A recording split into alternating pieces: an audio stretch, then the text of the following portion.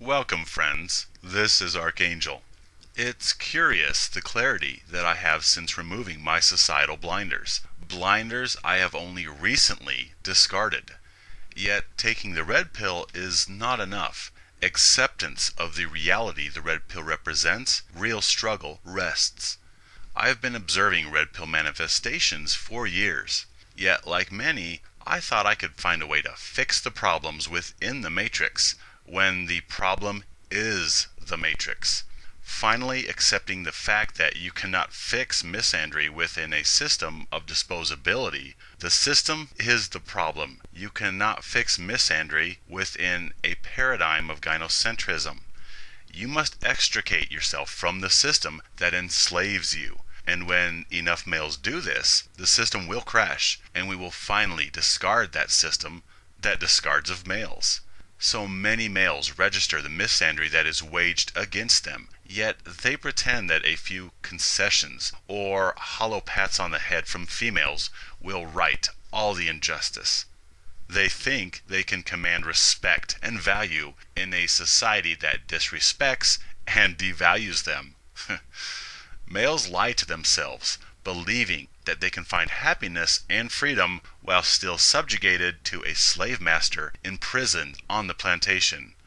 I know I have struggled to believe that the broken egg could be taped back together and salvaged, and when Humpty was put back together, equity and romance would reign supreme.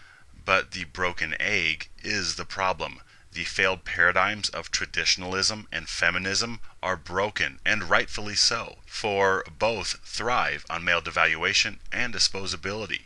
Until you fully realize that romance is a cleverly packaged illusion, and that females do not seek your company out of love or romance or soulmates or star-crossed lovers. Until you realize this, you cannot fully claim red pill status. That's where I was stuck, thinking I could fight misandry, then pander and receive validation from a wife or girlfriend who was different from all the others because she wants nothing more than my happiness and well-being. Males enable the fairy tale by pretending that females are different from their nature. So males hold fast to the disbelief, and they will search for that one specifically ordained goddess incarnate who chooses selfless romance over survival when her back's against the wall. Oh, the foolishness! I am now liberated, and my mission is to liberate all males. It's amazing the clarity I have now. I see everything so differently.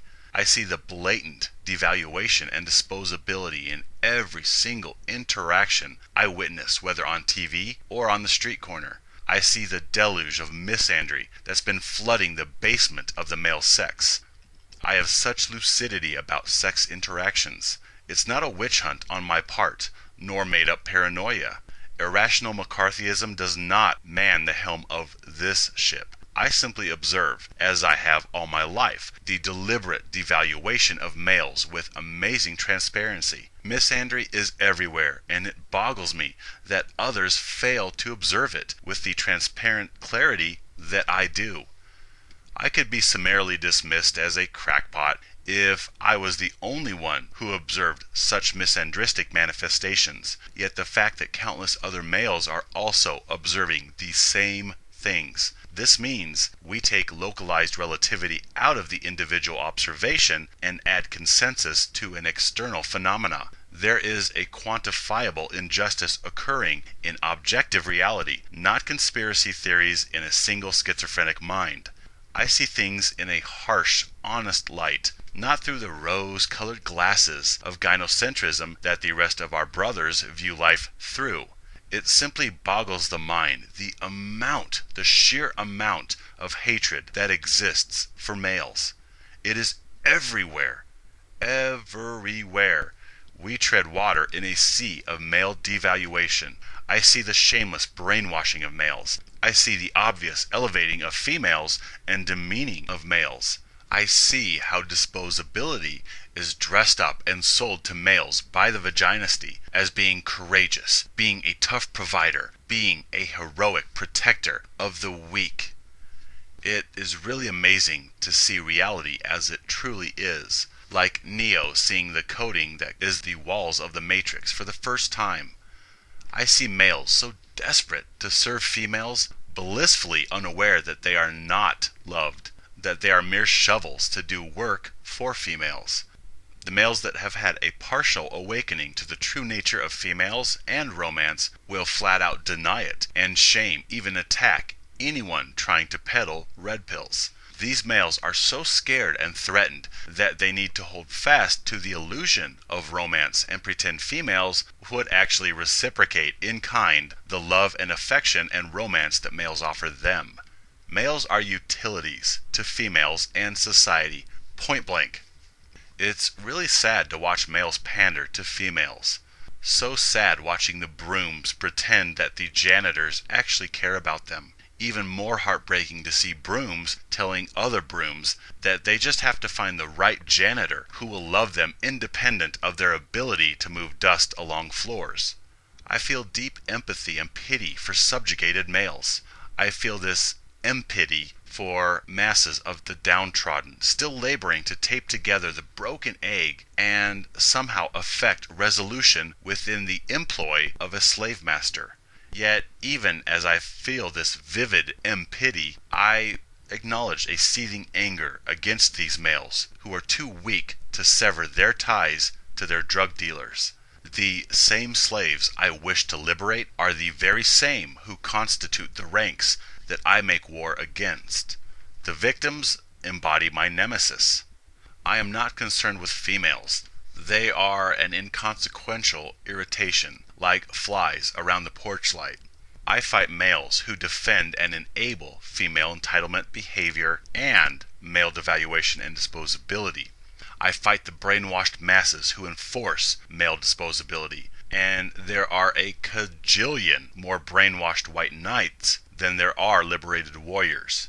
It's really sad, in a cringing, embarrassing kind of way, the dog and pony show that males put on for the world around them. I see through these false fronts.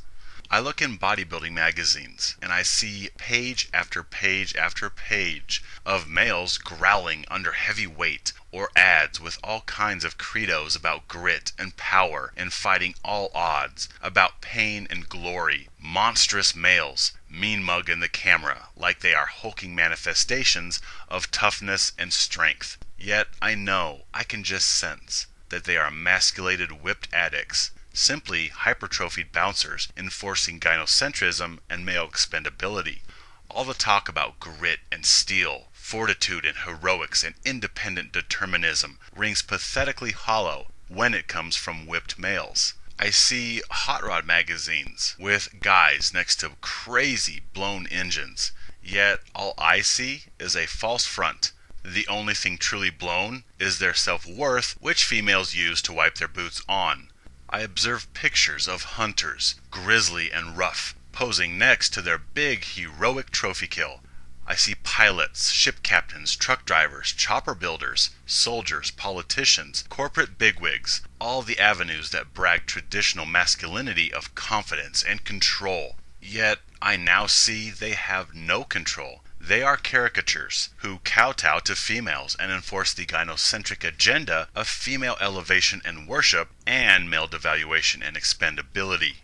All the tough appearing construction giants, all the hardened gangstas, all the tatted up bikers, all the tough guy enclaves, they can only sell their tough image to other males. Females know exactly how weak and easy they all are to manipulate with a little perfume and lipstick or feigning a little fragility or victimhood. I can see an entire planet of males whose existence revolves around females. They have no life nor identity beyond what females allow them. I see the most cocky and flamboyant of males as merely gorillas beating their chests within their zoo cages, impotent, enslaved at the behest of female servitude. They are posers, pumping themselves and others up with false assumptions of masculinity, filling each other's heads up with lullabies of being tough by moving inert pieces of metal or shooting guns or growing beards and grilling. I see all these things now.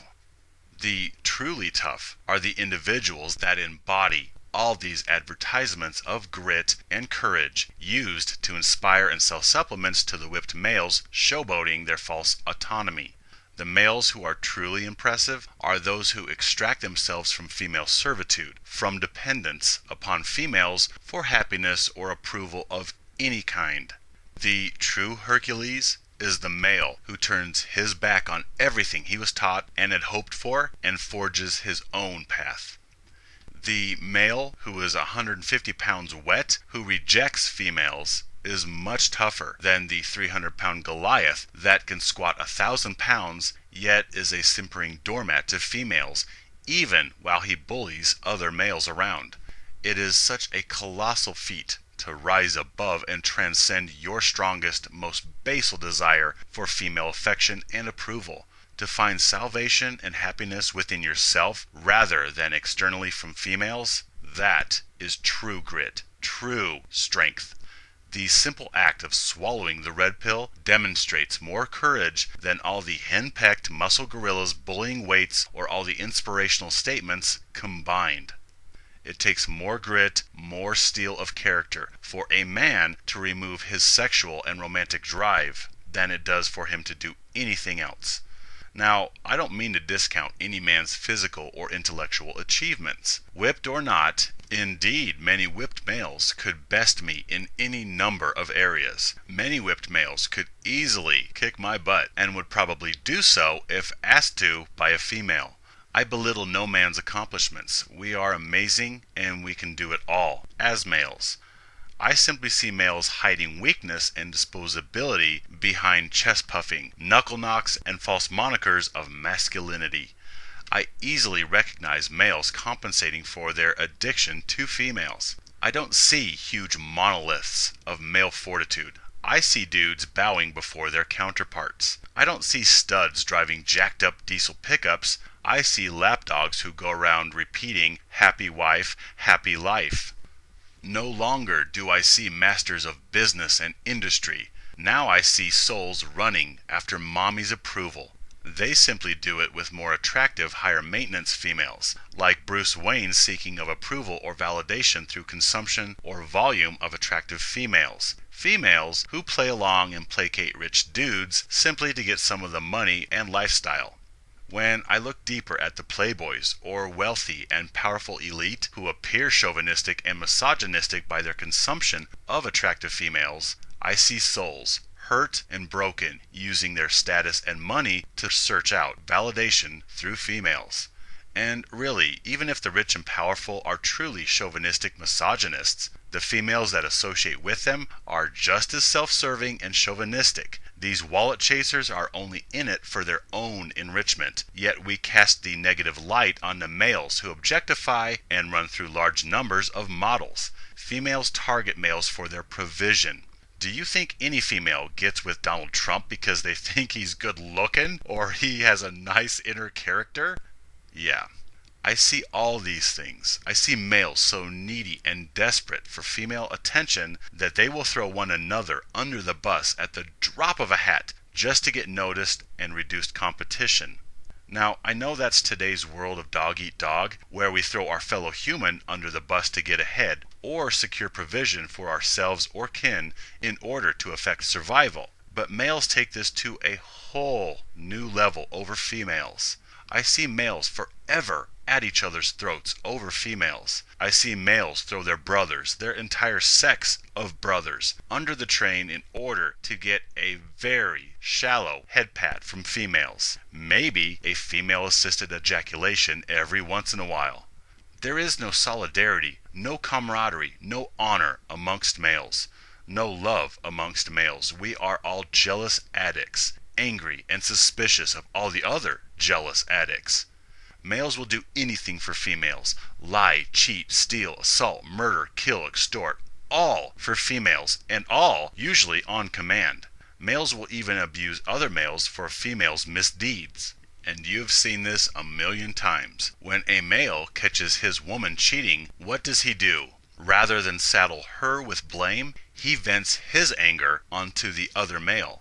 She is equal to do whatever she wants because of feminism, which rose because of traditionalism. yet she is spared consequence because of chivalry, which also rose from traditionalism. So males abuse and stab other males in the back to garner attention from females. Then they abuse and stab males in the back when they are done wrong by those same females.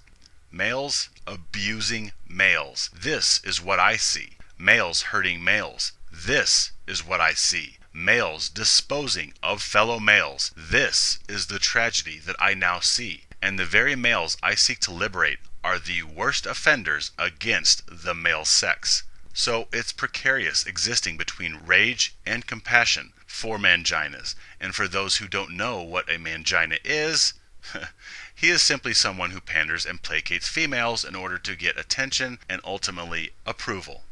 I observe more manginas existing within tough guy personas than anywhere else. More manginas amongst bodybuilders than comic bookers. More manginas amongst bomber pilots or tank drivers than Quickie Mart clerks. More simpering manginas who are bikers and politicians than carpet cleaners. The more chest thumping I hear, the more pissing contests I come across. The more arm wrestling I see, the more sporting events and ego I come across, the more manginas I know I will find. Because all these monikers of alpha competition, all these pretend symbols of masculinity are merely peacock feathering for the benefit of females. All these ego-invested activities and representations are ultimately to win female attention and chase the holy grail of male existence, female approval. I see archaic constructs of male disposability that men still cling to. Alpha, beta, these are descriptors of players within the same diseased game, traditionalism. Alphas are simply the caged gorilla, chest thumping, pretending that their take charge attitude and abuse of more timid males is somehow impressive. Moreover, that it is not pandering to females for attention. While betas are the responsible, dependable chumps picking up the tab for a gynocentric society. Both groups contain manginas looking for a belly rub, and white knights who feel it their duty to protect and provide for females.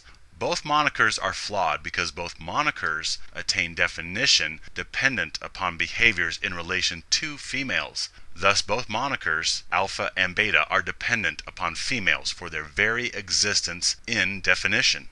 We need new waves of males who find existence independent of females. Then we will start to see some value and pride come back to the sex that has been used and abused since time's inception. When you are awakened, you will see through the pomp and ceremony of males prostrating themselves before females, as one would before an omnipotent deity. When you truly awaken, you will be able to sense the sadness from those who have a wife or girlfriend, and even from self-congratulating players or pimps who boast hordes of booty calls from supermodels around the world. I sense a sadness in males that they will vehemently deny, saying that they are as happy as they have ever been. Yet I sense deep down that their contentment is the resignation of an addict who is happy while high, but eventually will be looking for the next fix.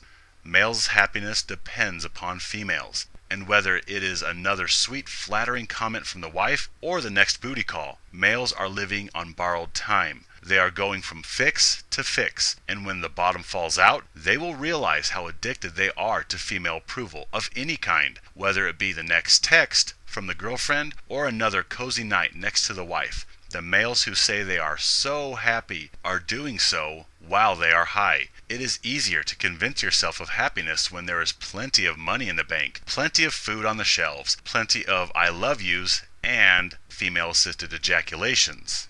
Yet when the money's gone, food no longer lines the shelves, and there are no female-assisted ejaculations, then you'll see males hit rock bottom, pander and placate to embarrassing levels in order to get some semblance of female approval back. That's when you will see the addicts grovel. I see what most males don't, that all their hopes and dreams and benchmarks for happiness hinge upon female involvement in one way or another. Even the males who say they will find another relationship if their current one doesn't work out, they don't realize they are placing their expectation of happiness upon females, and so chase their addiction from one female to the next. I see addicts whose next fix depends on a kind word or sex doled out by their drug dealers, the female sex. Yes, males are simply junkies, resigned animals who pretend that their cages of female subjugation are the best thing that ever happened to them. I see through males and their simpering justifications for being whipped and pampering the entitled sex. And yet again, I feel empathy pity, as a former junkie who still struggles with the fallout of romantic indoctrination. I do not struggle with wanting actual females. I see them now as agents of self, who seek to extract from me in order to ensure their survival. I struggle with false paradigms. I am caught unawares, blindsided from time to time over my deeply held desire for romance to exist, as it has been sold in our malicious fairy tales. This shows me how deeply caring and romantic I myself am, because I wish for its existence in independent reality. I desperately desire for Puff the Magic Dragon to exist in reality. Females, sex, I'm so over that. Give me virtual reality any day where I can live out my fantasies without hurting or trespassing against flesh and blood people. And many people like to hypothesize why males are so pro-virtual reality. Oh yes, males are involved with video games and virtual reality technologies because they are deviant, disgusting criminals. Okay, so you want to know what most males would do in a virtual platform? They would conjure a female that loved them unconditionally. So there you go. It has nothing to do with sex. Males would indulge their desire to experience some semblance of love from a female without usury or manipulation or ulterior motive. Just to be loved and appreciated because you existed. How quaint an idea. Yet it is the fallacy that my love could actually be returned in kind. This is what most nags at the outer fringes of Mgtow periphery, the what-ifs. What if true love existed? What if romance exists? What if females could love me back with the same intensity of feeling that I love them? This is why Mgtow and ultimately liberation are the hardest things a male will ever do. To separate and accept the fiction of their desire with the reality that it doesn't exist in the material world. That is the definition of terror. I see males contented, not happy, contented, existing within the matrix, who do not understand or even want to understand their roles as drug-addicted junkies of utility, devoid of any worth beyond the work they provide. Nor do they know or want to know that their love will not be reciprocated from females with the selfless passion and love with which it was issued. I sense a sadness amongst even the most staunch of junkies, manginas, white knights, or traditionalists embroiled in female servitude. I think on some level they realize something is amiss. They realize that worth is not bestowed upon them simply for existence. They have to labor for others in order to justify the space they take up and the air they breathe, whereas females simply have to be, and they are showered with affection and value. Even as I understand these dynamics, I find anger at nature for these dynamics, because it is the nature of opposites at work here, the nature of opposing sexes which has led to this current state of affairs. It is not specific culture or society or theology, but rather nature that has initiated and maintains the usury and animosity between the sexes. People want to point fingers and lay blame at everything other than the actual problem. Our instincts, our programming.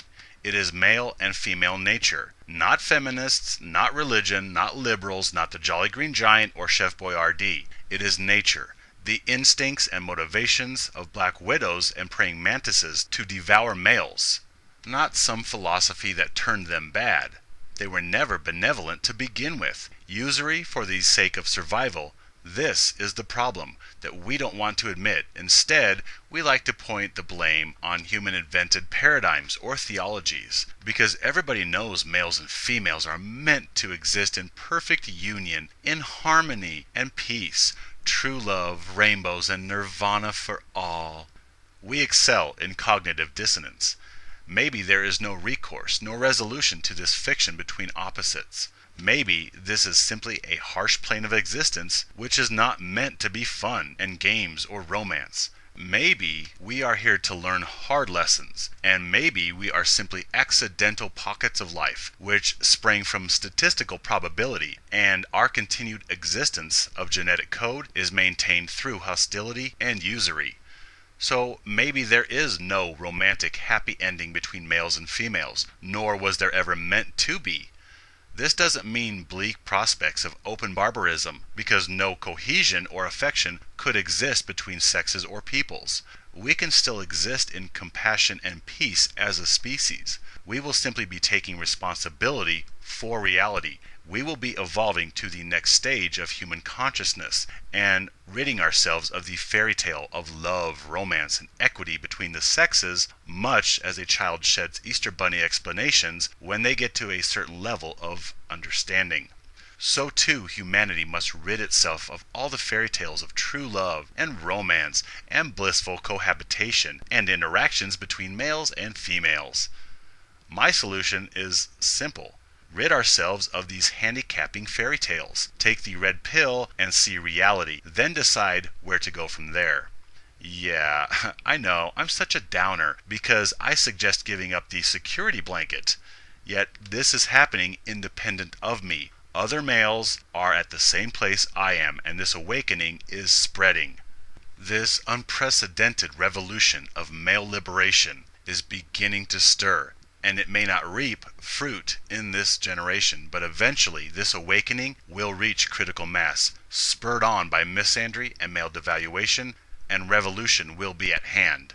Mgtow is evidence of this. I am proud to be part of this liberation of males from devaluation and disposability. I see things clearly now. I do not seek to change females. They are who they are, and they are motivated as they always have been. I seek to empower and liberate males from female usury and servitude. Then females can do whatever the heck they want to each other. Actually, we know what will happen. In the absence of subjugated males, females will begin feeding on their own as black widows. This is clearly demonstrable in many lesbian circles, where one female dons the fragile, submissive role, and one takes on the traditional role of protector-provider. Even in the absence of males, females seek to uphold the dynamic of providers of utility and benefactors of utility. But this model eventually self-destructs because all females on some level expect to be benefactors of utility because of their sex. Look at lesbian versus gay male divorce rates. Thus, when both partners of a relationship are female and both expecting utility because they are female, that is a zero-sum game because there's no providers, only takers. And after enough time alone with their equality, females will eventually try to sweeten and win back male servitude and protection, which we are already seeing with the anti-feminist movement. Females are deciding that it sucks protecting and providing for themselves. And now you're beginning to see a resurgence of fragility-feigning damsels, of chivalry lamentations, and where did all the good guys go? You don't have to take my word for any of this. Observe it for yourself. I don't seek romantic reconciliation between males and females. I'm past these fairy tales. I seek to rescue and empower males. Unfortunately, I have come to realize that males do not want help until they have been sufficiently burned, shaken out of their fictional reverie, long enough to realize that something's not right. I've been lied to about females and romance. Even as I understand this, I am torn between sadness, which is palpable, the sadness of being in the cage, or the sadness of missing the cage once you're exonerated. What is more pitiful, the plight of males' solitary existence, or the yarns we spin to explain our plight of solitary existence? I see that males ultimately rail against solitary existence, which has been thrust upon them by virtue of this physical dimension. We have been set up to be utilities by our increased musculature and bone structure, and our utility has been cemented through defamation that we are aesthetically inferior, monsters, hairy, ugly creatures with bulbous features, grotesque anatomy, and malicious intent. Such propaganda assures that females will not become enamored of males and forget their imperative to place their survival and that of the species and offspring upon the protection and provision they extract from males. I'm not saying there are no exceptions. You cannot deal in absolutes when referencing the human species. Yes, females can lose track of their imperatives and become enamored with stunningly attractive males, and thus the dynamic of nature reverses, and suddenly females are chasing and pampering super hot males in order to get attention from them. I have seen this a few times, yet it is not so common. Super hot, stunningly beautiful males are far and few between.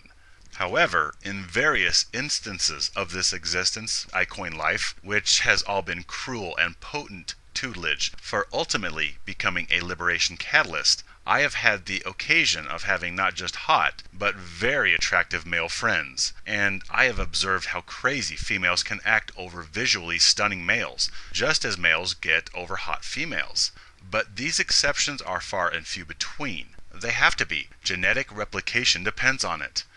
I have come to realize that for purposes of species continuation, if all males were strikingly gorgeous, then females would pander to males and chase down attention from super duper hot guys, and thus procreation imperatives would fall by the wayside. This also explains a dear friend of mine who is very attractive and has had female attention and female crazies chase him for years. He has also come from a patriarchal country, and so when I talk about male devaluation and disposability, he gives me that worried look, like I have finally gone off the reservation and may need medication. And from his filter of life, where he has ample attention from women, females pandering to him, coupled with his belief that males are and always have been in charge, I can understand why he thinks I use my free time to make tinfoil hats.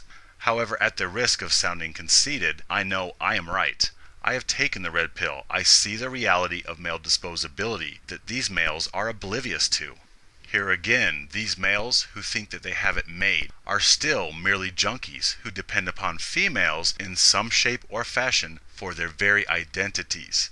I see reality so differently. It's like I have been given the knock list, and now their covers are blown, and I see manginas and white knights everywhere. I want to help them, but I realize they will refuse, and indeed even attack and shame me until they have been sufficiently burned to the point where they will seek help. I see pandering males surrounding me who will deny that they placate females at all. Really? Oh, okay, well, if females were suddenly removed from the earth, then who would all those muscles be for? Who would all those accomplishments impress? Who would all the showboating and chest thumping be for? When you take the red pill, you see clearly the ego-invested achievements and hoops that males jump through as being all for female approval. I see tough guys, bikers and thugs, who would sooner swallow a bullet than live without the incentive of female affection. I see males who would kill themselves in a heartbeat if there were no chance for female interaction ever again. I see males whose entire day or week or year is made if a female smiles flirtingly at them, acknowledging their very existence. Or the same day or week or year can be broken by the rejection of a female as well. These males with such greatness and promise inside them, who could do or create such wonders, yet curse their very existence if slighted by a female. You want to return to the good old days of yore, where you get males infantilizing females, and thus pledging themselves and their sex to protection of these fragile flower petals. Really? Then you naturally get feminism arising from the restrictions of infantilization. So females have successfully procured chivalry and equality all from traditionalism. So what we see today, females shamelessly using males for their health, their money, their utility, their servitude. This has all risen from traditionalism, from so-called patriarchy. And you guys want to return to this and try it all over again? Really? Are you freaking kidding me? Here's a word, regression. Look it up. I often wonder how many Newtons, Einsteins, and Teslas have gone undiscovered because their genius was never explored, since they were too busy making ends meet, living out a soul-crushing existence, supporting a family. Think of where we could be if males were freed to use their energies to explore, invent, and create, rather than carry the entitled half of the human population. Heck, I could already be traveling the stars, instead of looking up at them from my porch and wishing I could be out there, in it, instead of satisfying my interstellar wanderlust with sci-fi movies. Humanity could be so far advanced from our current state if males weren't fed lies about love and romance, if males did not willingly place themselves in servitude simply for a little sexual affection, a few seconds of female-assisted ejaculation. Anyhow, I hope I haven't bored you to tears with all my esoteric moral of the story chatter. I just wanted to muse on some of the clarity I have experienced, and some of the lucidity you will experience upon full red pill awakening. This all may seem foreboding, as the dawn must appear as it rises on the day of battle, but it is not. So I will end with positivity. Great things await both sexes if we can rid ourselves of usury and manipulation and morally evolve as a species. Treat others as you would like to be treated. Man, how much wisdom and peace and healing does that simple little statement contain? Not treat females as greater than males, not treat males as less than females, not expect benevolence from those you treat with malevolence. Be good to all. I will not deny my humanity. I care about females, as I do about any living creature. Each is unique. Each is valuable beyond monetary expression. However, female welfare does not eclipse male welfare. This default argument which spawns male disposability never was valid, and I reject it, as do males around the world in increasingly greater numbers. Something righteous stirs against an ancient prejudice. Something is in the air, and I can sense it. Males matter. They have infinite value. I am not disposable, and neither are you.